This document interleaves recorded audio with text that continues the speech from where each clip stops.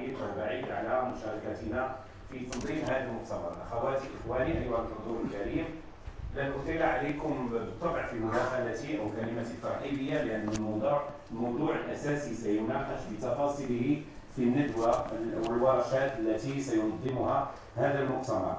بالطبع أخواتي إخواني، لم يعد يجادل أحد اليوم أن أزمة الرأسمالية الدولية والخطط النيوليبرالية أوصلت اقتصادياتنا الفتية إلى وضعية صعبة، إن لم نقل الإفلاس.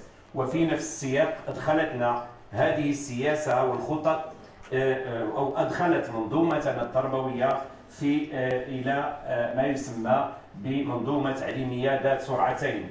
تعليم عمومي يحتضر رغم البرامج الاستعجالية لإنعاشه بسبب تشديد الخناق على المدرسة العمومية وتحويلها إلى حقل التجارب، كما أشارت إلى ذلك أختنا الأستاذة فاطمة أفيد الكاتبة العامة للمنظمة الديمقراطية للتعليم، عبر تكريس بالطبع الأوضاع الاجتماعية المزرية للأسرة التعليمية وحرمانها من حقوق بسيطة في الترقي المهني، في التكوين المستمر، إلى غير ذلك من المشاكل التي تعاني منها الأسرة التعليمية، عبر مخرجات التعليم العمومي الجامعي الذي أضحى مظهر من مظاهر انسداد الأفق والمؤدي حتما إلى العطالة أو البطالة المزمنة.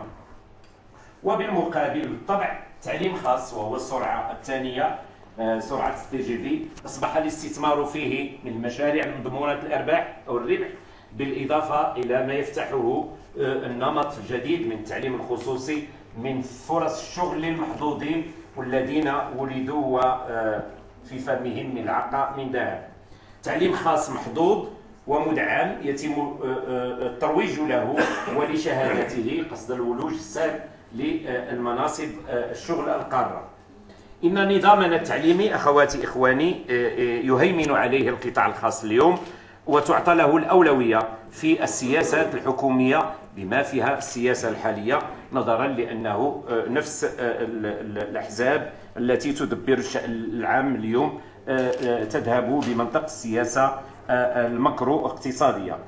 الوضع بالطبع كما نعرفه جميعا، هناك فوارق اجتماعية صارخة، صعوبة الحصول على المقعد المدرسي، 2 مليون ديال الأبناء ديالنا الذين وصلوا سن تمدرس لا زالوا في الشارع، قضية الهدر المدرسي الذي لا زال مرتفعا، تمويل غير كافي، الميزانية المخصصة السنوية المخصصة للتعليم جد ضعيفة مع الحاجيات الملحة لهذا القطاع، طبعا الخساس المهول في الموارد البشرية التعليمية من أساتذة سواء في الابتدائي أو الإعدادي أو الثانوي أو الجامعي، برامج غير قارة ومتذبذبة، ولوج المعرفة والمواطنة والقيم غائبة في مناهجنا التعليمية، علاقة الأسرة بالمدرسة أصبح هناك تفكك، ولوج القطيعة إلا في حالة ما يسمى بالدروس الخصوصية. بالطبع الآن إن مستقبل مجتمعنا أصبح اليوم أكثر من أي وقت مضى في الميزان نظرا لتخلينا عن المدرسة العمومية. الواقع التعليمي اليوم يفرض علينا جميعا كأسرة تعليمية، كآباء، كمهتمين، كسياسيين، كنقابيين، النضال من أجل رد الاعتبار للمدرسة العمومية وللأسرة التربوية، مدرسة عمومية منتجة وقادرة على رفع التحديات العلمية والتكنولوجية، النضال من أجل مجانية التعليم وتعميمه مع مراعاة الجودة والمردودية في إطار مشروع مجتمعي متكامل. إن النضال النقابي اليوم أخواتي إخواني هو محور رئيسي لكل نضال مجتمعي، وبالتالي فنضال التشغيل التعليمية من أجل حقوقها لا يجب أن ينسينا النضال من أجل حماية المدرسة العمومية من التدمير والإفلاس. لقد نظمت المنظمة الديمقراطية للتعليم عدة ندوات في هذا المجال ترمي إلى تحسيس والتعبئة من أجل الدفاع عن المدرسة العمومية ضد التدجين، ضد الخوسسة، كما رفعت حركة 20 فبراير التي تعرفونها في عدة مناسبات من أجل تعليم عمومي جيد يضمن مستقبلا كريما للمواطنين. طبعا قطاع التربية والتعليم ليس في حاجة لعملية تجميلية أو ترقيعية أو إسعافية. اليوم المدرسة العمومية أو المنظومة التعليمية تحتاج إلى دراسة معمقة يكون فيها الأستاذ أساسا ولما الطالب والمجتمع المدني أطراف أساسية للتفكير في صياغة في إطار مشروع مجتمعي متكامل بعيدا عن إملاءة البنك الدولي بعيدا عن اتفاقيات منظمة التجارة العالمية الOMC التي لا تهدف توصياتها واتفاقياتها إلا لتدمير المدرسة العمومية وتفكيكها وتحرير المجال التعليمي وجعله خاضع لمنطق السوق والتجارة.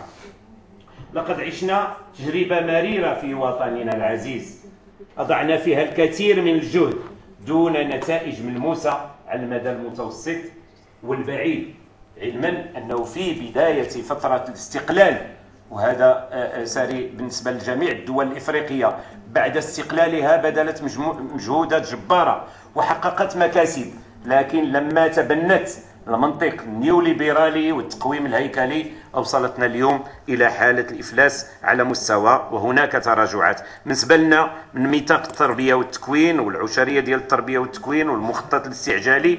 واليوم كنسمعوا خطاب آخر من عند الحكومة الحالية والوزير الخالية أو الوزير الحالي، بمعنى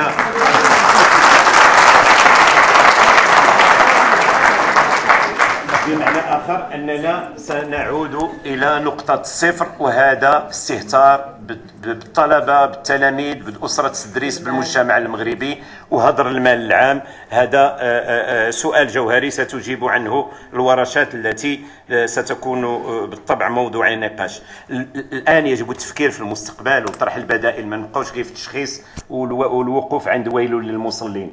اليوم نحن كمنظمات نقابية في إفريقيا وفي إطار لا فيدراسيون سينديكال مونديال علينا أن نفكر بصوت مرتفع ما هو المخرج من هذه الأزمة التي نعيشها على مستوى الإجبارية والتعميم، تعميم المعرفة ومحاربة الجهل، وكذلك القيام بفالور الذين تنسوهم وتكوين الأطر الوطنية القادرة على مواجهة التحديات والمساهمة في تنمية الوطن فكريا واقتصاديا واجتماعيا وثقافيا وعلميا.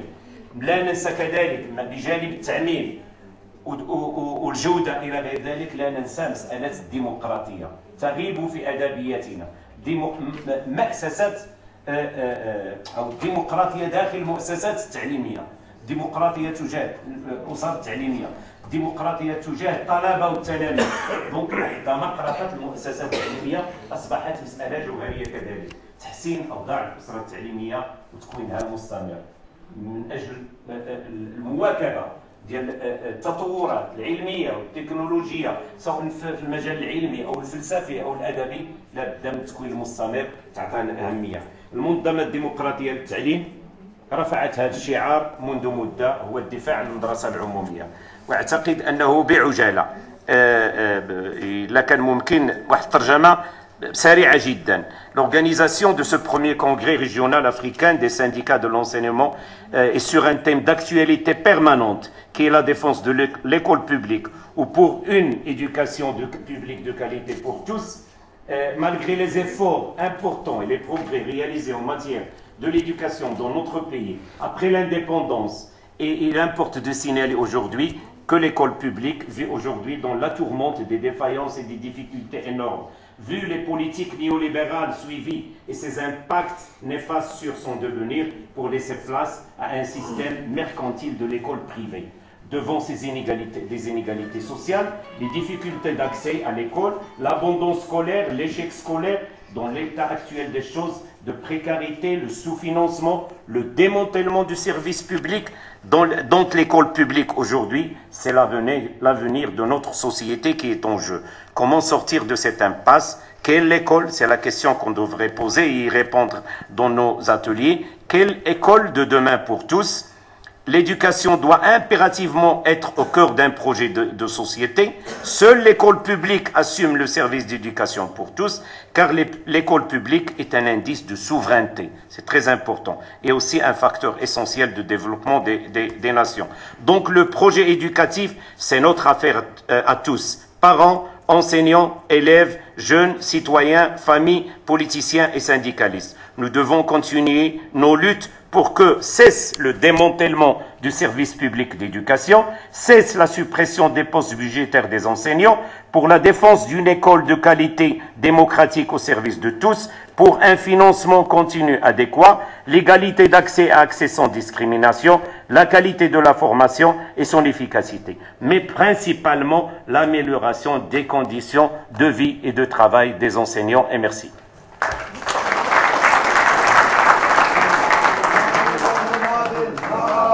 ناضل يا مناضل ناضل ناضل يا مناضل ناضل نجل العدالة ناضل نجل العدالة ناضل نجل الترقية ناضل نجل الترقية